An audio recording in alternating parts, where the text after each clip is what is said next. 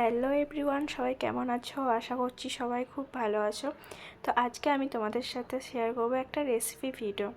তো recipe video হলো আমি কিভাবে চপ বানাই। তো ফার্স্টে আমি আলুগুলো সিদ্ধ করে রেখেছিলাম, তারপরে এগুলো আমি ভালো করে সেনে নেবো। আর তারপরে একটা কড়াইয়ের মধ্যে তেল দিয়ে দিলাম। তো তেলটা গরম হলে আমি দিয়ে দেবো কুচিয়ে রাখা পেঁয়াজ আর লঙ্কা। তো লঙ্কাটা আর পেঁয়াজটা ভালো করে ভেজে নেব। আর তারপরে দিয়ে দেবো আদা আর রসুন বাটা। তো আদা বাটা রসুন বাটাটা ভালো করে একটু নেড়ে নেবো।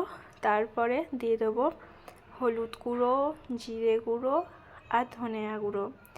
তো এইগুলো ভালো করে নেড়ে নেবো। তারপরে দিয়ে দেবো সেদ্ধ করে রাখা আলুগুলো। তো আলুগুলো দেওয়া হয়ে গেলে ভালো করে কষিয়ে নেবো যাতে মশলার গন্ধটা না আসে।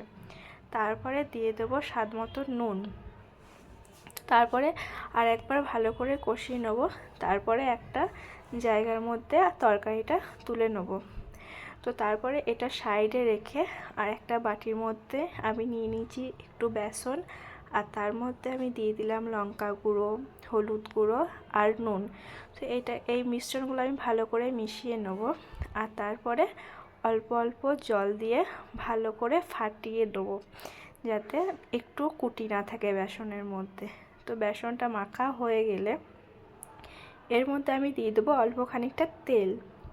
তো তেলটা ভালো করে বেসনের মধ্যে মাখিয়ে নেব। তারপরে আমি যেটা সাইডে রেখেছিলাম তরকারি, সেগুলো ভালো করে গোল গোল করে নেব। তারপরে একটু চ্যাপ্টা করে নেবো চপের আকারে।